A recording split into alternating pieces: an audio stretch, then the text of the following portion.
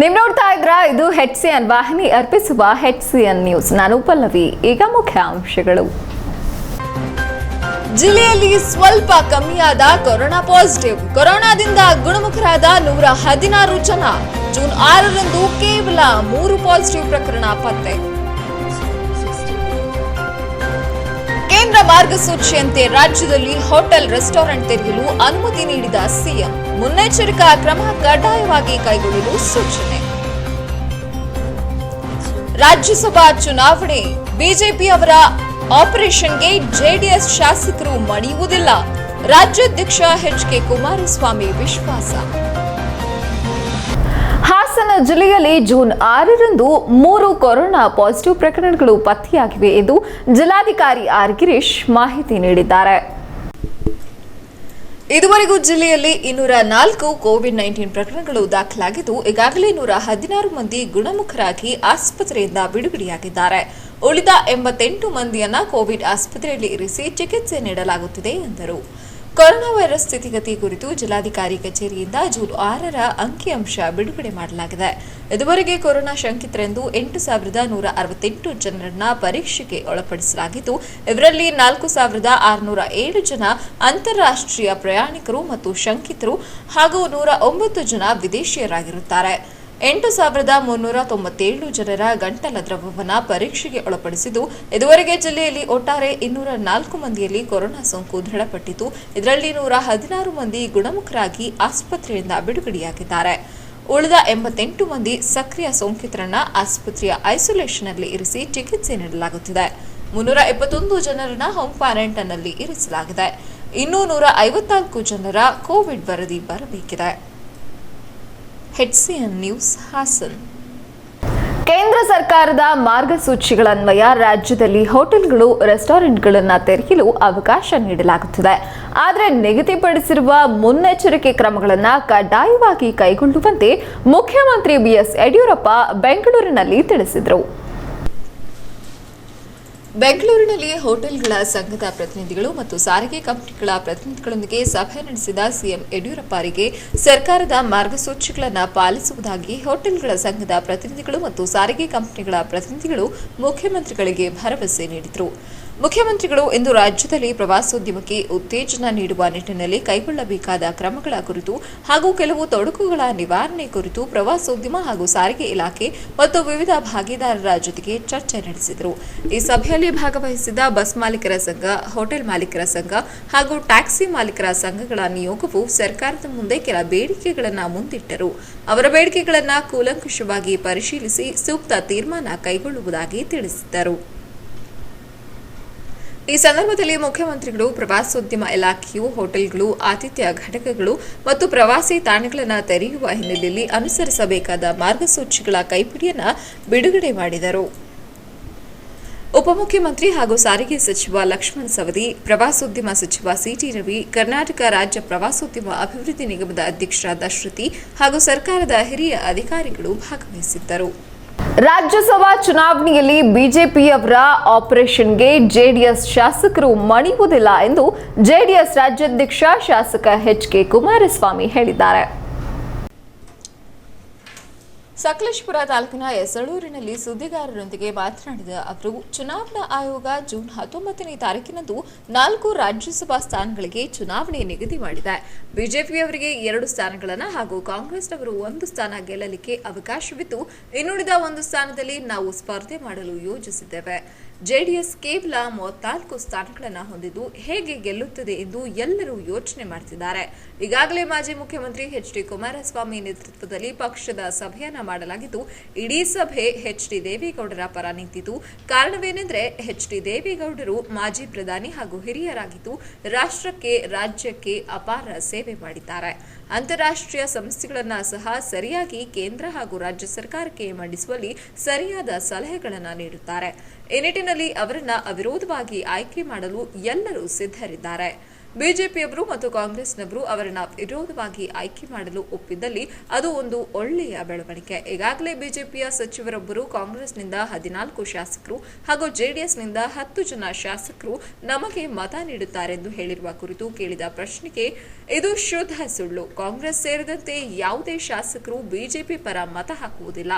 ಜೆಡಿಎಸ್ನ ಎಲ್ಲ 34 ಜನ ಶಾಸಕರು ಒಗ್ಗಟ್ಟಾಗಿ ಇದ್ದಾರೆ ಎಂದು ಹೇಳಿದರು. ಸರಳ, ನೀವು ಅವ್ರ ಬೆಂಬಲ ಕೇಳಿದ್ದೀರಾ ಹೇಗೆ ಅಂತ ಸರ್, ಈಗ ಚುನಾವಣಾ ಆಯೋಗ 19ನೇ ತಾರೀಕು ಚುನಾವಣೆಯನ್ನು ರಾಜ್ಯಸಭೆಗೆ ನಿಗದಿ ಮಾಡಿದೆ. 4 ಸ್ಥಾನಗಳಿವೆ. ಬಿಜೆಪಿಯವರಿಗೆ ಸುಸೂತ್ರವಾಗಿ 2 ಸಿಗಬಹುದು, ಕಾಂಗ್ರೆಸ್ನವರಿಗೆ 1 ಸಿಗಬಹುದು. ಇನ್ನೊಂದು ಸ್ಥಾನಕ್ಕೆ ನಾವು ಸ್ಪರ್ಧೆ ಮಾಡೋದಕ್ಕೆ ಪ್ರಯತ್ನ ಮಾಡ್ತೇವೆ. ಸಹಜವಾಗಿ ಸಂಖ್ಯೆ ಆಧಾರದ ಮೇಲೆ ಆಯ್ಕೆ ಆಗೋದ್ರಿಂದ ನಿಮಗಿರೋದೇ 34, ಹೇಗೆ ಆಯ್ಕೆ ಆಗ್ತೀರಿ ಅಂತಕ್ಕಂಥ ಭಾವನೆ ಇರಬಹುದು ಸಾರ್ವಜನಿಕರಲ್ಲಿ. ನಿನ್ನೆ ನಾವು ಜನತಾ ಶಾಸಕಾಂಗ ಪಕ್ಷದ ಸಭೆಯನ್ನು ಮಾನ್ಯ ಮಾಜಿ ಮುಖ್ಯಮಂತ್ರಿ ಕುಮಾರಸ್ವಾಮಿ ಅವರ ನೇತೃತ್ವದಲ್ಲಿ ನಾವು ಈಗಾಗಲೇ ಮಾಡಿದ್ವಿ. ಇಡೀ ಸಭೆ ಒಕ್ಕೊರಲಿನಿಂದ ಈ 4ನೇ ಸ್ಥಾನಕ್ಕೆ ಮಾನ್ಯ HD ದೇವೇಗೌಡರು ನಿಲ್ಲಬೇಕು ಎಂಬತಕ್ಕಂಥ ಒಕ್ಕೊರಲಿನ ನಿರ್ಣಯವನ್ನು ಮಾಡಿದ್ದೇವೆ. ಲೈಸೆನ್ಸ್ ಪಡೆಯದೇ ಇರುವ ಕ್ಷೌರಿಕರಿಗೂ ವೃತ್ತಿ ಪ್ರಮಾಣ ಪತ್ರ ನೀಡುವಂತೆ ಮುಖ್ಯಮಂತ್ರಿ BS ಯಡಿಯೂರಪ್ಪ ಅವರಿಗೆ ಸವಿತಾ ಸಮಾಜದ ಜಿಲ್ಲಾಧ್ಯಕ್ಷ ರವಿಕುಮಾರ್ ಮನವಿ ಮಾಡಿದ್ದಾರೆ. ಮುಖ್ಯಮಂತ್ರಿಗಳಿಗೆ ಮನವಿ ಮಾಡಿದ ನಂತರ ಮಾತನಾಡಿದ ರವಿಕುಮಾರ್, ಕೊರೋನಾ ಮಹಾಮಾರಿ ಆವರಿಸಿ ದೇಶ ಕರ್ನಾಟಕ ಲಾಕ್ಡೌನ್ಗೊಂಡ ಹಿನ್ನೆಲೆಯಲ್ಲಿ ಸಂಕಷ್ಟಕ್ಕೆ ಒಳಗಾದ ಕ್ಷೌರಿಕ ಬಾಂಧವರಿಗೆ 5,000 ರೂಪಾಯಿಗಳ ಸಹಾಯಧನ ನೀಡುತ್ತಿರುವುದಾಗಿ ಸ್ವಾಗತಿಸುತ್ತೇವೆ. 5,000 ರೂಪಾಯಿಗಳನ್ನು ಪಡೆಯಲು ಸೇವಾ ಸಿಂಧು ಮೂಲಕ ಅರ್ಜಿ ಸಲ್ಲಿಸಬೇಕು. ಜೊತೆಗೆ ಹಲವಾರು ದಾಖಲೆಯನ್ನು ಕೂಡ ಕೊಡಬೇಕಾಗಿದೆ ಎಂದರು. ಅದರಲ್ಲಿ ಕ್ಷೌರಿಕರ ವೃತ್ತಿ ಪ್ರಮಾಣ ಪತ್ರ ಕೇಳಲಾಗಿದ್ದು, ಇದನ್ನು ನಗರಸಭೆ, ಪಟ್ಟಣ ಪಂಚಾಯಿತಿ, ಪುರಸಭೆ, ಬಿಬಿಎಂಪಿ ವ್ಯಾಪ್ತಿ ಹಾಗೂ ಗ್ರಾಮ ಪಂಚಾಯಿತಿ ಅಧಿಕಾರಿಗಳಿಂದ ಪ್ರಮಾಣ ಪತ್ರ ಪಡೆಯಬೇಕಾಗಿದೆ. ಯಾರು ಅಧಿಕೃತ ಲೈಸೆನ್ಸ್ ಪಡೆದು ಕಟಿಂಗ್ ಶಾಪ್ ನಡೆಸುತ್ತಿದ್ದಾರೆ ಅಂತಹವರಿಗೆ ಮಾತ್ರ ವೃತ್ತಿ ದೃಢೀಕೃತ ಪತ್ರವನ್ನು ನೀಡುವುದಾಗಿ ಸಹಾಯಧನ ಪಡೆಯಲು ಅಧಿಕಾರಿಗಳನ್ನು ಭೇಟಿ ಮಾಡಿದಾಗ ಹೇಳಿದ್ದಾರೆ. ಕ್ಷೌರಿಕರು ಕಡ್ಡಾಯವಾಗಿ 2,000 ರೂಪಾಯಿಗಳನ್ನು ನೀಡಿ ಲೈಸೆನ್ಸ್ಗಳನ್ನು ಪಡೆದುಕೊಳ್ಳಲು ತಿಳಿಸಿರುವುದು ಕ್ಷೌರಿಕರನ್ನ ತೀವ್ರ ಆತಂಕಕ್ಕೆ ಒಳಪಟ್ಟಂತೆ ಮಾಡಿದೆ. ಕೊರೋನಾ ಲಾಕ್ಡೌನ್ನಿಂದ ಈಗಾಗಲೇ ಕ್ಷೌರಿಕರಿಗೆ ಕೆಲಸವಿಲ್ಲದೆ ಕುಟುಂಬದ ನಿರ್ವಹಣೆ ಮಾಡುವುದೇ ಕಷ್ಟವಾಗಿದೆ. ಇನ್ನು ಅಂಗಡಿ ಬಾಡಿಗೆ ಕಟ್ಟಲು ಸಾಧ್ಯವಾಗದ ಸ್ಥಿತಿಗೆ ಬಂದಿದೆ. ಇಂತಹ ಸಂದರ್ಭದಲ್ಲಿ 2,000 ರೂಪಾಯಿ ಕಟ್ಟಿ ಲೈಸೆನ್ಸ್ ಪಡೆಯುವುದು ಕಷ್ಟವಾಗಿದೆ ಎಂದು ತಮ್ಮ ಅಳಲು ತೋಡಿಕೊಂಡರು. ಸಂಬಂಧಪಟ್ಟ ನಗರಸಭೆ ಎಲ್ಲ ಅಧಿಕಾರಿಗಳು ಗಮನ ನೀಡಿ ಸ್ಪಂದಿಸುವ ಮೂಲಕ ಕಟಿಂಗ್ ಶಾಪ್ಗಳಿಗೆ ರಿಯಾಯಿತಿ ದರದಲ್ಲಿ ಪರವಾನಗಿ ನೀಡುವಂತೆ ಮಾಧ್ಯಮದ ಮೂಲಕ ಮನವಿ ಮಾಡಿದ್ದಾರೆ. ನಾನು ರವಿಕುಮಾರ್, ಹಾಸನ ಜಿಲ್ಲಾ ಸವಿತಾ ಸಮಾಜದ ಜಿಲ್ಲಾಧ್ಯಕ್ಷ ಮಾತಾಡ್ತಾ ಇದ್ದೀನಿ. ಈ ಮೂಲಕ ಕರ್ನಾಟಕ ಸರ್ಕಾರದ ಮುಖ್ಯಮಂತ್ರಿಗಳಾದಂಥ ಸನ್ಮಾನ್ಯ ಶ್ರೀ ಯಡಿಯೂರಪ್ಪನವರಿಗೆ ಒಂದು ಮನವಿಯನ್ನು ಸಲ್ಲಿಸಬೇಕು ಅಂತೇಳಿ ಇಷ್ಟಪಡ್ತಾ ಇದ್ದೀನಿ. ಸನ್ಮಾನ್ಯ ಶ್ರೀ ಯಡಿಯೂರಪ್ಪನವರೇ, ತಾವುಗಳು ಕೊರೋನಾ ಲಾಕ್ಡೌನ್ನಿಂದ ಸಂಕಷ್ಟಕ್ಕೀಡಾಗಿದ್ದಂಥ ಕ್ಷೌರಿಕ ಬಾಂಧವರಿಗೆ 5,000ಗಳ ಸಹಾಯಧನವನ್ನು ನೀಡ್ತಾ ಇದ್ದೀರಾ. ಇದಕ್ಕಾಗಿ ಹಾಸನ ಜಿಲ್ಲಾ ಸವಿತಾ ಸಮಾಜದ ವತಿಯಿಂದ ನಿಮಗೆ ಕೃತಜ್ಞತೆಗಳನ್ನ ಸಲ್ಲಿಸ್ತೀನಿ. ಈಗಾಗಲೇ ತಾವು ಸೂಚಿಸಿರುವಂತೆ ಕ್ಷೌರಿಕರು 5,000 ರೂಗಳ ಪರಿಹಾರ ಧನವನ್ನು ಪಡೆಯಲು ಸೇವಾ ಸಿಂಧು ಪೋರ್ಟಲ್ ಮುಖಾಂತರ ಅರ್ಜಿಯನ್ನು ಹಾಕಬೇಕು ಅಂತ ತಿಳಿಸಿದ್ದೀರಿ. ಇದಕ್ಕಾಗಿ ಹಲವಾರು ದಾಖಲೆಗಳನ್ನ ಕೂಡ ಕೇಳಿದ್ದೀರಿ. ಅದರಲ್ಲಿ ಕ್ಷೌರಿಕ ವೃತ್ತಿ ಪ್ರಮಾಣ ಪತ್ರವನ್ನು ಕೇಳಿದ್ದೀರಿ. ಆ ವೃತ್ತಿ ಪ್ರಮಾಣ ಪತ್ರ ನಗರಸಭೆ, ಪಟ್ಟಣ ಪಂಚಾಯಿತಿ, ಪುರಸಭೆ, ಬಿಬಿಎಂಪಿ ವ್ಯಾಪ್ತಿ ಹಾಗೂ ಗ್ರಾಮ ಪಂಚಾಯಿತಿ ಅಧಿಕಾರಿಗಳಿಂದ ಪಡಿಬೇಕು ಅಂತೇಳಿ ತಿಳಿಸಿದ್ದೀರಿ. ಈ ವಿಚಾರಕ್ಕೆ ಸಂಬಂಧಪಟ್ಟಂತೆ ನಾವು ಅಧಿಕಾರಿಗಳನ್ನ ಭೇಟಿ ಮಾಡಿದಂಥ ಸಂದರ್ಭದಲ್ಲಿ ಅಧಿಕಾರಿಗಳು ಯಾರು ಲೈಸೆನ್ಸನ್ನು ಪಡೆದು ಕಟಿಂಗ್ ಶಾಪ್ಗಳನ್ನ ನಡೆಸ್ತಾ ಇದ್ದೀರೋ ಅಂಥವ್ರಿಗೆ ಮಾತ್ರ ನಾವು ವೃತ್ತಿ ದೃಢೀಕರಣ ಪತ್ರವನ್ನು ಕೊಡ್ತೀವಿ ಅಂತೇಳಿ ತಿಳಿಸ್ತಾ ಇದ್ದಾರೆ. ಅಲ್ಲದೆ ಕಡ್ಡಾಯವಾಗಿ ಎಲ್ಲ ಕ್ಷೌರಿಕರು ಕೂಡ ಲೈಸೆನ್ಸನ್ನು 2,000ಗಳ ಶುಲ್ಕವನ್ನು ಪಾವತಿಸಿ ಲೈಸೆನ್ಸನ್ನು ಪಡಿಬೇಕು ಅಂತೇಳಿ ತಿಳಿಸ್ತಾ ಇದ್ದಾರೆ. ಇದು ನಮ್ಮ ಕ್ಷೌರಿಕರನ್ನು ತೀವ್ರ ಆತಂಕಕ್ಕೆ ಒಳಪಟ್ಟಂತೆ ಮಾಡ್ತಾ ಇದೆ. ಏಕೆಂದರೆ ಈಗಾಗಲೇ ಕೊರೋನಾ ಲಾಕ್ಡೌನ್ನಿಂದ ಮನೆ ಬಾಡಿಗೆ ಮತ್ತು ನಗರದ ಮಕ್ಕಳ ಜೊತೆ ಗ್ರಾಮೀಣ ಭಾಗದ ಮಕ್ಕಳು ಸರಿಸಮಾನವಾಗಿ ಪೈಪೋಟಿ ಮಾಡಲು ಸರ್ಕಾರ ಅಂಬೇಡ್ಕರ್ ವಸತಿ ಶಾಲೆಗಳನ್ನು ಆರಂಭಿಸಿದೆ ಎಂದು ಶಾಸಕ HK ಕುಮಾರಸ್ವಾಮಿ ಹೇಳಿದರು. ಸಕಲೇಶಪುರ ತಾಲೂಕಿನ ಯಸಳೂರು ಹೋಬಳಿಯಲ್ಲಿ ಸುಮಾರು 20 ಕೋಟಿ ವೆಚ್ಚದಲ್ಲಿ ನಿರ್ಮಾಣವಾಗುತ್ತಿರುವ ಅಂಬೇಡ್ಕರ್ ವಸತಿ ಶಾಲೆಗೆ ಶಾಸಕ ಎಚ್.ಕೆ. ಕುಮಾರಸ್ವಾಮಿ ಗುದ್ದಲಿ ಪೂಜೆ ನೆರವೇರಿಸಿ ನಂತರ ಮಾತನಾಡಿ, ಸುಮಾರು 3 ಅಂಬೇಡ್ಕರ್ ವಸತಿ ಶಾಲೆಗಳಿಗೆ ಸುಮಾರು 1.5 ವರ್ಷಗಳ ಹಿಂದೆ ಸರ್ಕಾರದಿಂದ ಹಣ ಬಿಡುಗಡೆಯಾಗಿದ್ದು, ಯಸಳೂರು, ಮಗ್ಗೆ ಹಾಗೂ ಅಗಲಗಡ್ಡಿ ಗ್ರಾಮಗಳಲ್ಲಿ ತಲಾ 20 ಕೋಟಿಯಂತೆ ಅಂಬೇಡ್ಕರ್ ವಸತಿ ಶಾಲೆ ನಿರ್ಮಾಣ ಮಾಡಲು ಯೋಜಿಸಲಾಗಿದೆ. ಎಲ್ಲಾ ವರ್ಗದ ಬಡ ಮಕ್ಕಳಿಗೆ ಇಲ್ಲಿ ಅವಕಾಶವಿದ್ದು, ಕ್ರೀಡಾಂಗಣ, ಗ್ರಂಥಾಲಯ, ವಸತಿ, ಲ್ಯಾಬ್ ಸೇರಿದಂತೆ ಎಲ್ಲ ಸೌಲಭ್ಯಗಳನ್ನು ಈ ಶಾಲೆ ಹೊಂದಿರುತ್ತದೆ. ಪೋಷಕರು ಇದರ ಸದುಪಯೋಗ ಮಾಡಿಕೊಳ್ಳಬೇಕೆಂದು ಹೇಳಿದರು. ಕಿತ್ತೂರು ರಾಣಿ ಚೆನ್ನಮ್ಮ ಶಾಲೆಗಳು ಅನೇಕ ಇವೆ. ಅದೇ ಥರದಲ್ಲಿ ಡಾಕ್ಟರ್ BR ಅಂಬೇಡ್ಕರ್ ಅವರ ಹೆಸರಿನಲ್ಲೂ ಕೂಡ ಈ ರೀತಿ ವಸತಿ ಶಾಲೆಗಳನ್ನು ಮಾಡಬೇಕೆಂಬತಕ್ಕಂಥದ್ದು ಸರ್ಕಾರದ ಉದ್ದೇಶ.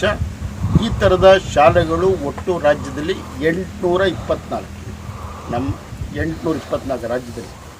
ನನ್ನ ಕ್ಷೇತ್ರದಲ್ಲೇ ಸುಮಾರು 10 ಶಾಲೆಗಳು ಈ ಥರದ ಶಾಲೆಗಳಿವೆ. ಇಲ್ಲಿ ವಿಶೇಷ ಅಂದರೆ ಅಂಬೇಡ್ಕರ್ ಅವರ ವಸತಿ ಶಾಲೆಯಲ್ಲಿ ಎಲ್ಲ ವರ್ಗದ ಬಡ ಮಕ್ಕಳಿಗೂ ಕೂಡ ಅವಕಾಶ ಇದೆ. ಜಿಲ್ಲಾ ಪಂಚಾಯಿತಿ ಸದಸ್ಯೆ ಉಜ್ಮಾ ರುಜ್ವೀರ್ ಮಾತನಾಡಿ, ಗ್ರಾಮೀಣ ಭಾಗದವರು ಮಕ್ಕಳನ್ನ ಇಂತಹ ಶಾಲೆಗಳಲ್ಲಿ ದಾಖಲು ಮಾಡಬೇಕು. ಇದೀಗ ಎಲ್ಲೆಡೆ ಕೊರೋನಾ ಕಾಡುತ್ತಿದ್ದು, ಮಕ್ಕಳ ಆರೋಗ್ಯದ ರಕ್ಷಣೆಗಾಗಿ ಸಹ ಇಂತಹ ಶಾಲೆಗಳಲ್ಲಿ ಸೇರ್ಪಡೆ ಮಾಡಬೇಕು ಎಂದರು. ಪೇಟೆ ವ್ಯಾಮೋಹನ ಈಗಾದ್ರೂ ಬಿಡೋಣ.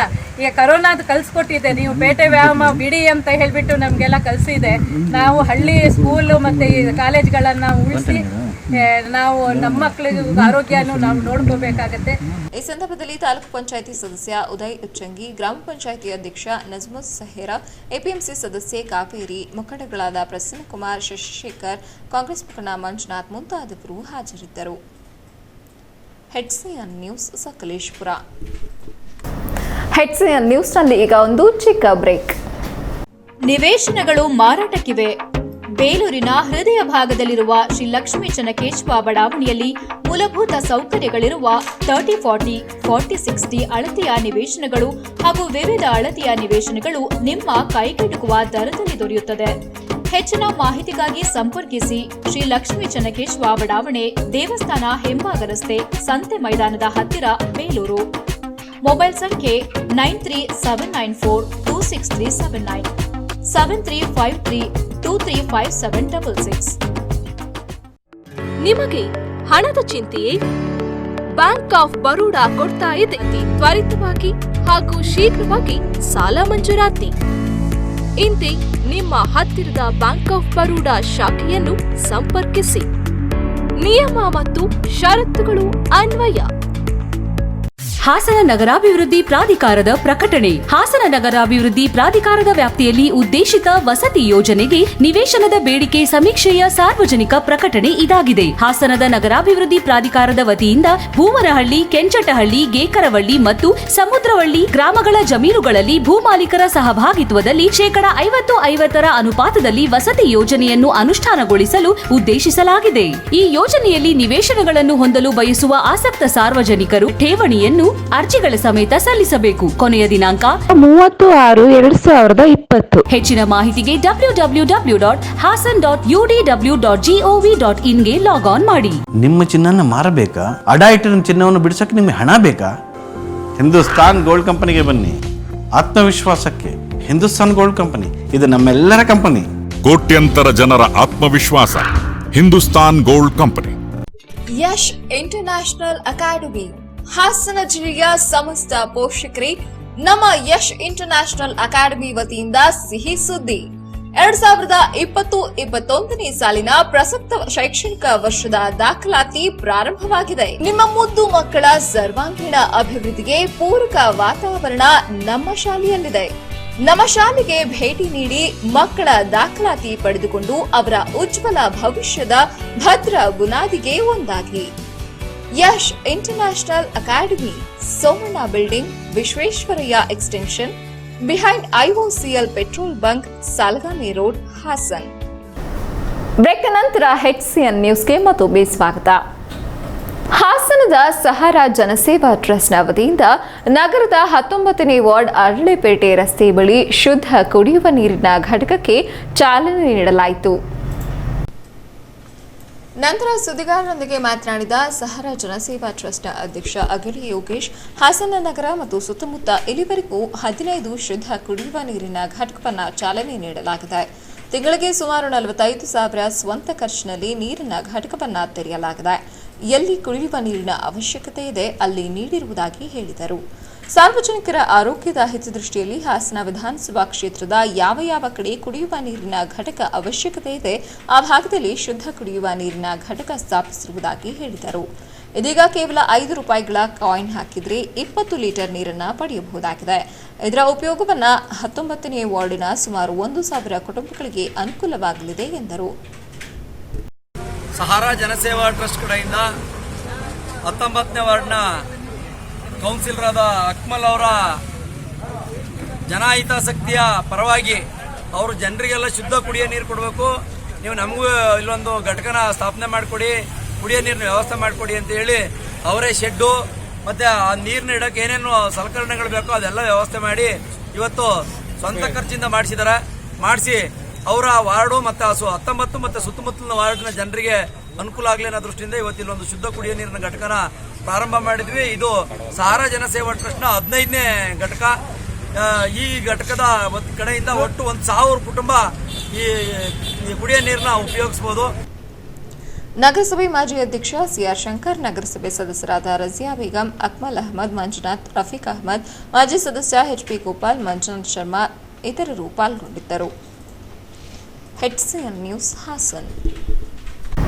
ಸರ್ಕಾರ ಕೋವಿಡ್-19 ರೊಂದಿಗೆ ಜನರು ಬದುಕಲು ಕಲಿಯಬೇಕು ಎಂಬಂತೆ ಲಾಕ್ಡೌನ್ನಲ್ಲಿ ಸಡಿಲಿಕೆ ಮಾಡಿದ್ದು ಎಲ್ಲ ರೀತಿಯ ವಾಹನಗಳು ಓಡಾಡುವಂತೆ ಅನುಮತಿ ನೀಡಿದೆ. ಆದರೆ ಬಸ್ಗಳಲ್ಲಿ ಓಡಾಡಲು ಜನರು ನಿರಾಸಕ್ತಿ ಹೊಂದಿದಂತೆ ಕಾಣುತ್ತಿದೆ. ಸರ್ಕಾರದ ನಿಯಮಾನುಸಾರವಾಗಿ ಕೆಎಸ್ಆರ್ಟಿಸಿ ಬಸ್ಗಳು ಎಲ್ಲ ಭಾಗಗಳಲ್ಲೂ ಪ್ರಯಾಣಿಸಲು ಸಿದ್ಧವಾಗಿವೆ. ಆದರೆ ಹಾಸನದ ಕೆಎಸ್ಆರ್ಟಿಸಿ ನಿಲ್ದಾಣದಲ್ಲಿ ಪ್ರಯಾಣಿಕರ ಕೊರತೆಯಿಂದ ಗಂಟೆಗಟ್ಟಲೆ ಬಸ್ಗಳು ನಿಂತಿವೆ. ನೋವೆಲ್ ಕೊರೋನಾ ಹಿನ್ನೆಲೆಯಲ್ಲಿ ಬಸ್ನಲ್ಲಿ ಸಂಚರಿಸಲು ಪ್ರಯಾಣಿಕರ ನಿರಾಸಕ್ತಿ ತೋರುತ್ತಿದ್ದು ಹಾಸನ ಬಸ್ ನಿಲ್ದಾಣದಲ್ಲಿ ಪ್ರಯಾಣಿಕರ ಕೊರತೆ ಎದುರಾಗಿದೆ. ಬೆಳಗ್ಗೆ 5 ಗಂಟೆಯಿಂದಲೂ ಪ್ರಯಾಣಿಕರಿಗೆ ಬಸ್ಗಳು ಕಾಯುತ್ತಿದ್ದರೂ ಪ್ರಯಾಣಿಕರ ಕೊರತೆ ಕಾಣುತ್ತಿದೆ. ಹಾಸನ ಜಿಲ್ಲಾ ಕೇಂದ್ರದಿಂದ ನಾನಾ ಜಿಲ್ಲೆಗೆ ಹೊರಟು ನಿಂತಿರುವ ಬಸ್ಗಳು ಮತ್ತು ಚಾಲಕ ನಿರ್ವಾಹಕರು ಪ್ರಯಾಣಿಕರ ನಿರೀಕ್ಷೆಯಲ್ಲಿದ್ದಾರೆ. ಈ ಬಗ್ಗೆ ಮಾತನಾಡಿದ ನಿರ್ವಾಹಕ ಮಲ್ಲೇಶ್, ಈ ಹಿಂದೆ 1/4 ಗಂಟೆಗೊಂದು ಬಸ್ ಹೊರಡುತ್ತಿತ್ತು. ಆದರೆ ಪ್ರಸ್ತುತ ಸನ್ನಿವೇಶದಲ್ಲಿ ಒಂದು ಬಸ್ ಹೊರಡಲು 2 ಗಂಟೆ ಸಮಯ ಬೇಕಾಗುತ್ತದೆ ಎಂದರು. ಸಾಮಾನ್ಯವಾಗಿ ಗರಿಷ್ಠ 50 ಪ್ರಯಾಣಿಕರಾಗುವವರೆಗೂ ಹೊರಡದ ಬಸ್ಗಳಿಂದ ಆ ಬಸ್ಗಳಲ್ಲಿ ಪ್ರಯಾಣಿಸಲು ಬಂದ ಕೆಲ ಪ್ರಯಾಣಿಕರು ಗಂಟೆಗಟ್ಟಲೆ ಕಾದು ಸುಸ್ತಾದರು. ಇದೇ ಸಂದರ್ಭದಲ್ಲಿ ಚಾಲಕ ರಹಮತುಲ್ಲಾ ಮಾತನಾಡಿ, 30 ಸೀಟುಗಳು ಭರ್ತಿಯಾದ ನಂತರ ಬಸ್ ಹೊರಡಬೇಕು. ಆದರೆ ಈಗ ಬಸ್ ಸಿಬ್ಬಂದಿ ಎಲ್ಲಾ ರೆಡಿ ಇದ್ರೂ ಪ್ರಯಾಣಿಕರಿಲ್ಲದೆ ಕಾಯುತ್ತಿದ್ದೇವೆ ಎಂದರು. ಬೆಂಗಳೂರಿಂದ ಈಗ ಸುಮಾರು 2-3 ಗಂಟೆ ಆಯಿತು ಬಸ್ ನಿಂತು. ಬೆಂಗಳೂರಿಗೆ ಬಸ್ಸು ರೆಡಿ ಇದ್ದಾವೆ, ಬಟ್ ಜನಗಳು ಬರ್ತಿಲ್ಲ. ಅಂದರೆ ಸೇಫ್ಟಿ ಪ್ರಿಕಾಕ್ಷನ್ ತಗೊಂಡು ಜನಗಳು ಬರಬೇಕು. ಜನಗಳು ಬಂದಿರೋ ನಾವು ಸದಾ ಆ ಟೈಮಿಗೆ ನಾವು ಬಸ್ಗಳನ್ನು ಕಾರ್ಯಾಚರಣೆ ಮಾಡ್ಬೋದು. ಜನಗಳು ಇಲ್ಲದ ಕಾರಣಕ್ಕೆ ಬಸ್ಗಳು 30 ಸೀಟ್ ಆಗ್ತಾರೆ, ನಾವು ಇಲ್ಲಿ ವೆಯ್ಟ್ ಮಾಡ್ತಾಯಿದ್ದೀವಿ. ಜನಗಳು ಸೇಫ್ಟಿ ಪ್ರಿಕಾಕ್ಷನ್ ತಗೊಂಡು ಬಂದರೆ ಆಯಾ ಟೈಮಿಗೆ ನಾವು ಜನಗಳನ್ನು ಟ್ರಾವೆಲ್ ಮಾಡೋಕ್ಕೆ ಅನುಕೂಲ ಮಾಡಿಕೊಡ್ತಿದ್ದಾರೆ. ನಮ್ಮ ಅಧಿಕಾರಿಗಳು 30 ಜನ ಇಲ್ಲದೇ ಗಾಡಿ ತೆಗಿಬೇಡಿ ಅಂತ ಹೇಳ್ತಾರೆ. 30 ಜನ ಆಗಲೇಬೇಕು, ಯಾಕಂದರೆ ಇಲ್ಲಾಂದ್ರೆ ಲಾಸ್ ಆಗ್ತದೆ ನಮಗೆ. ಪ್ರಯಾಣಿಕರಿಲ್ಲದೆ ಬಣಗುಡುತ್ತಿರುವ ಹಾಸನ ಬಸ್ ನಿಲ್ದಾಣದಲ್ಲಿರುವ ವ್ಯಾಪಾರಿ ಮಳಿಗೆಗಳು ವ್ಯಾಪಾರವಿಲ್ಲದೆ ಖಾಲಿ ಹೊಡೆಯುತ್ತಿವೆ. ಯಾವಾಗಲೂ ಜನಜಂಗುಳಿಯಿಂದ ತುಂಬಿ ತುಳುಕುತ್ತಿದ್ದ ಹಾಸನದ ಬಸ್ ನಿಲ್ದಾಣ ಇದೀಗ ಕೋವಿಡ್ನಿಂದ ಖಾಲಿಯಾಗಿದೆ. ಹಾಸನ ಬಸ್ ನಿಲ್ದಾಣದ ಇನ್ಚಾರ್ಜ್ ಮಂಜುನಾಥ್ ಮಾತನಾಡಿ, ಇದೀಗ ಸರ್ಕಾರದ ಕಡೆಯಿಂದ ಪ್ರಯಾಣಕ್ಕೆ ಯಾವುದೇ ನಿರ್ಬಂಧವಿಲ್ಲ. ಪ್ರಯಾಣಿಕರು ನಿಯಮಾವಳಿಗಳನ್ನು ಪಾಲಿಸಿಕೊಂಡು ಪ್ರಯಾಣ ಮಾಡಬೇಕು. ಈಗ ಬೆಳಗ್ಗೆ ಮತ್ತು ರಾತ್ರಿ ಸಮಯದಲ್ಲೂ ಬಸ್ಗಳು ಇವೆ. ಸಾರ್ವಜನಿಕರು ತಮ್ಮ ಆಧಾರ್ ಕಾರ್ಡ್ ತಂದರೆ ಒಳಿತು. ಹಾಗೂ ಇದೀಗ ನಮ್ಮ ಕಡೆಯಿಂದ ಪ್ರಯಾಣಿಕರಿಗೆ ಯಾವುದೇ ತೊಂದರೆ ಇಲ್ಲದೆ ಅವರ ಸ್ಥಳಗಳಿಗೆ ತೆರಳಲು ಅವಕಾಶವಿದೆ. ಇದನ್ನು ಸದುಪಯೋಗ ಪಡಿಸಿಕೊಳ್ಳಬೇಕು ಎಂದರು. HCN news Hassan. Hassan bus ನಿಲ್ದಾಣದಿಂದ ಬೆಳಗ್ಗೆಯಿಂದ 60 ಬಸ್ ಹೋಗಿದೆ. ಆಮೇಲೆ ಮುಂದಿನ ದಿನಗಳಲ್ಲಿ ನಾವು ಈಗ ಎಲ್ಲ ನಮ್ಮ ನಗರ ಸಾರಿಗೆ ಮತ್ತು ಏನು ಸಾಮಾನ್ಯ ವಾಹನಗಳಿದೆ ಹಳ್ಳಿಗಳಿಗೂ ಓಡಿಸ್ಬೇಕು ಅಂತೇಳಿ ಮಾಡ್ಕೊಂಡಿದ್ದೀವಿ. ಅದೇ ರೀತಿ ಎಲ್ಲ ಕಡೆನೂ ಕಾರ್ಯಾಚರಣೆ ಮಾಡ್ತೀವಿ. ಸ್ವಲ್ಪ ಜನಸಂದಣಿ ಕಡಿಮೆ ಆಗಿದೆ ಸರ್, ಬರ್ತಾ ಸ್ವಲ್ಪ ಜನಸಂದಣಿ ಕಡಿಮೆ ಆಗಿದೆ. ಅದರಿಂದ ಮುಂದೆ ಎಲ್ಲ ಕಡೆನೂ ಹೋಗಿದ್ರೆ ವಾಹನಗಳು ಮತ್ತು ಹಳ್ಳಿ ಕಡೆ ಮತ್ತು ಸಿಟಿ ಸರ್ವಿಸನ್ನ ಸ್ಟಾರ್ಟ್ ಮಾಡಬೇಕು ಅಂತ ಮಾಡ್ಕೊಂಡಿದ್ವಿ ನಮ್ಮ ಮೇಲಧಿಕಾರಿಗಳ ಆದೇಶದಂತೆ. ಮತ್ತು ರಾತ್ರಿ ಬಸ್ಗಳನ್ನೂ ಸಹ ಕಾರ್ಯಾಚರಣೆ ಮಾಡಲಿಕ್ಕೆ ಅವಕಾಶ ಮಾಡಿಕೊಟ್ಟಿದ್ದಾರೆ. ರಾತ್ರಿ ಬಸ್ ಅಂದರೆ ಹಾಸನದಿಂದ ಬೆಳಗಾವಿ ಹೋಗ್ತದೆ ಗಾಡಿ, ಹಾಸನದಿಂದ ಬಳ್ಳಾರಿ, ಹಾಸನದಿಂದ ಚಿತ್ರದುರ್ಗ ಈ ರೀತಿ ಎಲ್ಲ ಗಾಡಿಗಳನ್ನ ಓಡಿಸಿ ಮತ್ತು ಬಿಜಾಪುರ ಗಾಡಿಗಳನ್ನ ಸಹ ಕಾರ್ಯಾಚರಣೆ ಮಾಡಲಿಕ್ಕೆ ಅವಕಾಶ ಮಾಡಿಕೊಟ್ಟಿದ್ದಾರೆ. ಅದನ್ನು ಸಾರ್ವಜನಿಕರು ಕಡ್ಡಾಯವಾಗಿ ಬಸ್ಸಿಗೆ ಬರುವಾಗ ಮಾಸ್ಕ್ಗಳನ್ನ ಧರಿಸಿರ್ಬೇಕು ಸರ್. ವಾಹನಗಳು ಹೆಚ್ಚಿಗೆ ಸಂಖ್ಯೆ ಬಿಟ್ಟಿರೋದ್ರಿಂದ ಜನಸಂಖ್ಯೆ ತುಂಬ ಕಡಿಮೆ ಆಗಿರೋದ್ರಿಂದ ನಾವು ವಾಹನದಲ್ಲಿ 30 ಸೀಟು ಅಂತರ ಇಟ್ಟು 30 ಸೀಟನ್ನು ಅಂತರ ಮಾಡಿ ತಗೊಂಡೋಗ್ತಾ ಇದ್ದೀವಿ. ಹಾಗೆ ಎಲ್ಲ ಪ್ರಯಾಣಿಕರು ಬಸ್ಸಲ್ಲಿ ಪ್ರಯಾಣ ಮಾಡೋದಕ್ಕೆಲ್ಲ ಸಿಬ್ಬಂದಿ ವರ್ಗ ನಾವು ಬಂದಿದ್ದೀವಿ. ಎಲ್ಲ ನೀವು ಬನ್ನಿ ಪ್ರಯಾಣ ಮಾಡಿ, ಬಸ್ಸು ಸವಲತ್ತು ಎಲ್ಲ ಅನುಕೂಲತೆ ಇದೆ, ಎಲ್ಲ ರೀತಿಯಿಂದ ಅನುಕೂಲತೆ ಇರೋದ್ರಿಂದ ಎಲ್ಲ ಪ್ರಯಾಣಿಕರು ಜನ ಇಲ್ಲದೆ ನಾವು ಬೆಳಿಗ್ಗೆ 10 ಗಂಟೆಯಿಂದ ಗಂಟೆಗಟ್ಟಲೆ ಕಾಯುವ ಪರಿಸ್ಥಿತಿ ಬಂದಿದೆ. ಆದರೆ ಆ ರೀತಿ ಬೇಡ, ಮುಂದಿನ ಪರಿಸ್ಥಿತಿಯಲ್ಲಿ ಎಲ್ಲ ಹೆಚ್ಚಿಗೆ ಸಂಖ್ಯೆಯಲ್ಲಿ ಜನಸಂದಣಿ ಮಾಡೋದ್ರಿಂದ ನಮಗೂ ಅನುಕೂಲ ಆಗುತ್ತೆ. ಹೆಚ್ಚಿನ ಜನ ಬಂದ್ರಿಂದ ನಮಗೂ ಸಹ ಸಿಬ್ಬಂದಿ ವರ್ಗದವರೆಗೂ ವರ್ಕ್ ಆಗುತ್ತೆ. ಸಕಲೇಶಪುರ ತಾಲೂಕಿನ ಕೆರೆಗಳನ್ನು ಸಂರಕ್ಷಣೆ ಮತ್ತು ಅಭಿವೃದ್ಧಿ ಮಾಡುವ ನಿಟ್ಟಿನಲ್ಲಿ ತಾಲೂಕಿನಲ್ಲಿ ಕೆರೆ ಜಾಗಗಳನ್ನು ಅತಿಕ್ರಮಣ ಮಾಡಿರುವುದನ್ನು ಗುರುತಿಸಿ ತೆರವು ಮಾಡಿಸಲಾಗುತ್ತದೆ ಎಂದು ತಾಲೂಕು ಪಂಚಾಯಿತಿ ಕಾರ್ಯನಿರ್ವಹಣಾಧಿಕಾರಿ ಜಿಆರ್ ಹರೀಶ್ ಹೇಳಿದ್ದಾರೆ. ಸಕಲೇಶಪುರ ತಾಲೂಕಿನ ಬಾಳುಪೇಟೆ ಗ್ರಾಮ ಪಂಚಾಯಿತಿ ವ್ಯಾಪ್ತಿಯ ಚಿಕ್ಕನಾಯಕನಹಳ್ಳಿ ಗ್ರಾಮದಲ್ಲಿರುವ ಅತ್ತಿಕಟ್ಟೆ ಕೆರೆಯ ಜಾಗವನ್ನು ಅತಿಕ್ರಮಣ ಮಾಡಿದ್ದನ್ನು ಗುರುತಿಸಿ ತೆರವುಗೊಳಿಸಿದ ನಂತರ ಮಾತನಾಡಿ, ವಿಶ್ವ ಪರಿಸರ ದಿನದ ಅಂಗವಾಗಿ ತಾಲೂಕಿನಲ್ಲಿ ಕೆರೆ ಜಾಗಗಳನ್ನು ಒತ್ತುವರಿ ಮಾಡಿರುವುದನ್ನು ಹೊಸದಾಗಿ ಸರ್ವೆ ಮಾಡಿಸಿ ಗುರುತಿಸಲಾಗುತ್ತದೆ. ತಾಲೂಕಿನಲ್ಲಿ ಒಟ್ಟು 612 ಕೆರೆಗಳಿದ್ದು, ಇವುಗಳಲ್ಲಿ ಹಲವಾರು ಕೆರೆಗಳು ಒತ್ತುವರಿಯಾಗಿದೆ. ಒತ್ತುವರಿ ಮಾಡಿರುವವರಿಗೆ ನೋಟಿಸ್ ನೀಡಿ ತೆರವು ಕಾರ್ಯಾಚರಣೆ ಆರಂಭಿಸಲಾಗುತ್ತದೆ. 612 ಕೆರೆಗಳ ಸರ್ವೆ ಮಾಡಿಸಿ ಕೆರೆಯ ಗಡಿಯನ್ನು ಗುರುತಿಸಿದ ನಂತರ ಸುತ್ತಲೂ ಕಾಲುವೆ ತೋಡಿಸುವ ಕಾರ್ಯಕ್ಕೆ ಚಾಲನೆ ನೀಡಲಾಗುತ್ತದೆ ಎಂದರು. ಚಿಕ್ಕನಾಯಕನಹಳ್ಳಿಯ ಅತ್ತಿಕಟ್ಟೆ ಕೆರೆಯನ್ನು ಅಭಿವೃದ್ಧಿಪಡಿಸಲಾಗುತ್ತಿದ್ದು, ಕೆರೆಯ ಒತ್ತುವರಿ ಜಾಗವನ್ನು ತೆರವುಗೊಳಿಸಿ ಸುತ್ತಲೂ ಕಾಲುವೆಯನ್ನು ತೆಗೆದು ಅದರ ಪಕ್ಕದಲ್ಲಿ ಗಿಡಗಳನ್ನು ನೆಡುವ ಕಾರ್ಯವನ್ನು ಗ್ರಾಮ ಪಂಚಾಯಿತಿ ಸಹಕಾರದಲ್ಲಿ ಮಾಡಲಾಗುತ್ತಿದೆ ಎಂದರು. ಸರ್ಕಾರಿ ಕೆರೆಗಳನ್ನು ಅತಿಕ್ರಮಣ ಮಾಡಿರುವವರು ಸ್ವಯಂ ಪ್ರೇರಿತರಾಗಿ ಜಾಗವನ್ನು ಬಿಟ್ಟುಕೊಡಬೇಕು. ತಪ್ಪಿದ್ದಲ್ಲಿ ಕಬಳಿಕೆ ನಿಷೇಧ ಕಾಯ್ದೆ 2011 ಅನ್ವಯ ಶಿಸ್ತು ಕ್ರಮ ಜರುಗಿಸಲಾಗುವುದು. ಒಂದು ವೇಳೆ ಯಾವುದೇ ದಾಖಲಾತಿಗಳು ಇಲ್ಲದಿದ್ದರೆ ಸರ್ವೆಯವರು ಗುರುತು ಮಾಡಿದ ಜಾಗವನ್ನು ತೆರವುಗೊಳಿಸುತ್ತೇವೆ ಎಂದು ಹೇಳಿದರು. 12 ಕೆರೆಗಳೇನಿದ್ದಾವೆ ಅವನ್ನ ಸರ್ವೆ ಇಲಾಖೆಯ ವತಿಯಿಂದ ಸರ್ವೆಯನ್ನು ಮಾಡಿಸಿ ಗಡಿಯನ್ನು ಗುರುತಿಸಿ ಕೆರೆಯ ಸುತ್ತಲೂ ಟ್ರೆಂಚನ್ನು ಒಡೆಸ್ತಕ್ಕಂಥ ಕಾರ್ಯಕ್ಕೆ ನಾವು ಕೈ ಹಾಕಿದ್ದೀವಿ. ಈಗ ಚಿಕ್ಕನಾಯಕನಹಳ್ಳಿ ಗ್ರಾಮದಲ್ಲಿ ಅತ್ತಿಕಟ್ಟೆ ಕೆರೆಯನ್ನು ನರೇಗಾ ಯೋಜನೆಯಡಿ 5 ಲಕ್ಷದ ಅನುದಾನದಲ್ಲಿ ನಾವು ಅಭಿವೃದ್ಧಿಪಡಿಸಿದ್ದೇವೆ. ಈ ಕೆರೆಯ ಒತ್ತುವರಿಯನ್ನು ತೆರವುಗೊಳಿಸಿ ಸುತ್ತಲೂ ಟ್ರೆಂಚನ್ನು ಹೊಡೆದು ಆ ಟ್ರೆಂಚ್ ಪಕ್ಕ ನಾವು ಗಿಡವನ್ನು ನೆಡ್ತಕ್ಕಂಥ ಕೆಲಸವನ್ನು ಇಂದು ಗ್ರಾಮ ಪಂಚಾಯಿತಿ ವತಿಯಿಂದ ಮಾಡಿದ್ದೇವೆ. ಈ ಸಂದರ್ಭದಲ್ಲಿ ಎಲ್ಲ ಗ್ರಾಮ ಪಂಚಾಯಿತಿಯ ಗೌರವಾನ್ವಿತ ಅಧ್ಯಕ್ಷರು, ಸದಸ್ಯರು, ಉಪಾಧ್ಯಕ್ಷರು, ಪಂಚಾಯಿತಿ ಅಭಿವೃದ್ಧಿ ಅಧಿಕಾರಿಗಳು ಮತ್ತು RFO ಅವರು ಈ ಸಹಕಾರ ನೀಡಿರುತ್ತಾರೆ. ಈ ಸಂದರ್ಭದಲ್ಲಿ ತಾಲೂಕು ಪಂಚಾಯಿತಿ ಸಹಾಯಕ ಅಭಿವೃದ್ಧಿ ಅಧಿಕಾರಿ ಆದಿತ್ಯ, ಸಾಮಾಜಿಕ ವಲಯ ಅರಣ್ಯಾಧಿಕಾರಿ ಗವಿಯಪ್ಪ, ಗ್ರಾಮ ಪಂಚಾಯಿತಿ ಅಧ್ಯಕ್ಷೆ ಶಿಲ್ಪಾ ಮಲ್ಲಿಕ್, ಉಪಾಧ್ಯಕ್ಷ ಸ್ವಾಮಿ, ಕಾರ್ಯದರ್ಶಿ ಶೇಖರ್ ಇನ್ನು ಮುಂತಾದವರು ಹಾಜರಿದ್ದರು. HCN news Sakleshpur. Greenery trust ವತಿಯಿಂದ ಪರಿಸರ ದಿನಾಚರಣೆ ಅಂಗವಾಗಿ ಯಗಚಿ ಎಡದಂಡಿಯ ಖಾಲಿ ಜಾಗದ ಬಳಿ ಗಿಡ ನೆಡುವ ಮೂಲಕ 10 ವರ್ಷದ ಪರಿಸರದ ದಿನಾಚರಣೆ ಆಚರಿಸಲಾಯಿತು. ಈ ಸಂದರ್ಭದಲ್ಲಿ ಶಾಸಕ ಕೆಎಸ್ ಲಿಂಗೇಶ್ ಸಸಿ ನೆಡುವ ಮೂಲಕ ಮಾತನಾಡಿದರು. ಗ್ರೀನರಿ ಸಂಸ್ಥೆಯವರು ನಿಸ್ವಾರ್ಥ ಸೇವೆಯಿಂದ ಪಟ್ಟಣದಲ್ಲಿ ಮಾತ್ರವಲ್ಲದೆ ತಾಲೂಕಿನ ಹೊರಭಾಗದಲ್ಲಿಯೂ ಸಹ ಹಸಿರು ಬೆಳೆಸಿ ಕಾಡು ಉಳಿಸಿ ಎಂಬ ಧ್ಯೇಯ ವಾಕ್ಯದೊಂದಿಗೆ ನಿಸ್ವಾರ್ಥ ಸೇವೆ ಮಾಡುತ್ತಿದ್ದಾರೆ. ಅವರ ಸೇವೆಗೆ ತಾಲೂಕು ಆಡಳಿತದೊಂದಿಗೆ ಅವರಿಗೆ ಕೃತಜ್ಞತೆ ಅರ್ಪಿಸಲಾಗುವುದು. ಕೇವಲ ಪರಿಸರ ಸಂರಕ್ಷಣೆಯ ಜೊತೆಗೆ ಕುಡಿಯುವ ನೀರಿನ ಬಳಕೆ ಹಾಗೂ ಹೆಲ್ಮೆಟ್ ಜಾಗೃತಿ ಜೊತೆಗೆ ಪುರಸಭೆ ವತಿಯಿಂದ ಒಂದು ಉದ್ಯಾನವನ್ನ ದತ್ತು ಪಡೆದು ಈ ಸಂಸ್ಥೆಯ ನಿರ್ವಹಣೆ ಮಾಡುತ್ತಿದ್ದಾರೆ. ಪ್ರತಿಯೊಬ್ಬರೂ ಸಹ ವಿಶ್ವ ಪರಿಸರ ದಿನಾಚರಣೆಗೆ ನಿರ್ದಿಷ್ಟವಾದ ಧ್ಯೇಯವನ್ನ ಇಟ್ಟುಕೊಂಡು ಮಾಡಬೇಕು. ಪ್ಲಾಸ್ಟಿಕ್ ಮಾಲಿನ್ಯ ಸೇರಿದಂತೆ ನಿಮ್ಮ ನಿಸರ್ಗವನ್ನ ಪ್ಲಾಸ್ಟಿಕ್ನಿಂದ ಮುಕ್ತಗೊಳಿಸಬೇಕು. ನಮ್ಮ ವನ್ಯಜೀವಿಗಳು ಪರಿಸರ ರಕ್ಷಣೆಯಾಗಬೇಕು. ಭಾರತವನ್ನ ಪ್ಲಾಸ್ಟಿಕ್ ಮುಕ್ತ ದೇಶವನ್ನಾಗಿ ಮಾಡುವ ಪ್ರತಿಜ್ಞೆಯನ್ನ ಪ್ರತಿಯೊಬ್ಬ ಭಾರತೀಯರು ಮಾಡಬೇಕು ಎಂದು ಹೇಳಿದರು. ಕೆಲಸ ಮಾಡ್ತಿದ್ದಾರೆ. ಅದರ ನಿಮಿತ್ತವಾಗಿ ಅದೇ ಪರಂಪರೆಯಲ್ಲಿ ಈ ವರ್ಷವೂ ಸಹ ಈ ಒಂದು ಯಗಚಿಯ 2 ದಂಡೆಗಳಲ್ಲೂ ಸಹ ನಾಲೆ ಏನಿದ್ದಾರೆ 2 ದಂಡೆಗಳಲ್ಲೂ ಸಹ ಇವತ್ತು ನೂರಾರು ಸಾವಿರಾರು ಗಿಡಗಳನ್ನು ನೆಡ್ತಕ್ಕಂಥ ಕೆಲಸ ಇವತ್ತು ಬೃಹತ್ ಪ್ರಮಾಣದಲ್ಲಿ ವರ್ಷ ಹಮ್ಮಿಕೊಂಡಿದ್ದಾರೆ. ಅವರ ಕಾರ್ಯ ಯಶಸ್ವಿಯಾಗಲಿ. ಇವತ್ತು ಏನಾದರೂ ಸಹ ಯಾವುದೇ ಒಂದು ಪ್ರಚಾರ ಇಲ್ದಲೇ ಯಾವುದೇ ಅಪೇಕ್ಷೆ ಇಲ್ದಲೇ ದುಡಿತಕ್ಕಂಥ ಒಂದು ಸಮಾಜ ಸೇವೆಯನ್ನು ಮಾಡ್ತಕ್ಕಂಥ ಒಂದು ಸಂಘದಲ್ಲಿ ಇದೂ ಸಹ ಮೊಟ್ಟ ಮೊದಲನೇದಾಗಿ ಪ್ರಮುಖ ಆಗಿದೆ ಅಂತ ಈ ತಾಲೂಕಲ್ಲಿ ನಾನು ಹೇಳಲಿಕ್ಕೆ ಬಯಸ್ತೇನೆ. ತಾಲೂಕು ಪಂಚಾಯಿತಿ ಅಧ್ಯಕ್ಷೆ ಇಂದಿರಾ ರವಿಕುಮಾರ್ ಮಾತನಾಡಿ, ಪರಿಸರ ಕಾಳಜಿ ತಮ್ಮ ಯುವಜನತೆಗೆ ತಿಳಿಸುವಂತಹ ಕೆಲಸ ಮಾಡಬೇಕಿದೆ.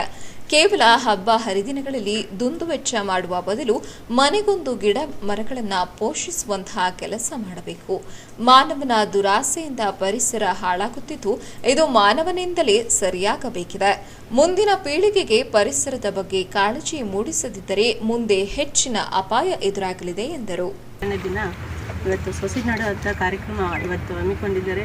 ನಿಜವಾಗ್ಲೂ ಈ ಗ್ರೀನರಿ ಟ್ರಸ್ಟ್ ಈ ಒಳ್ಳೊಳ್ಳೆ ಕೆಲಸ ಮಾಡ್ತಾ ಇದೆ ಅಂತ ಈಗಾಗಲೇ 10 ವರ್ಷದಿಂದ ಈ ಕೆಲಸ ಮಾಡ್ತಾ ಇದೆ ಅಂತ ಹೇಳಿದರು. ನಿಜವಾಗ್ಲೂ ಖುಷಿ ಪಡೋಂಥ ವಿಷಯ. ಎಲ್ಲ ಕಡೆನೂ ಈ ಥರ ಪರಿಸರ ಉಳಿಸ್ಬೇಕು. ಗ್ರೀನರಿ ಟ್ರಸ್ಟ್ನ ಜ್ಞಾನಚಂದ್ರ ಮಾತನಾಡಿ, ಪರಿಸರ ಪ್ರಕೃತಿ ನಮಗೆ ಎಲ್ಲವನ್ನು ನೀಡುತ್ತದೆ, ಅಗಣಿತವಾದ ಅಮೂಲ್ಯ ಕೊಡುಗೆಗಳನ್ನು ನೀಡುತ್ತದೆ.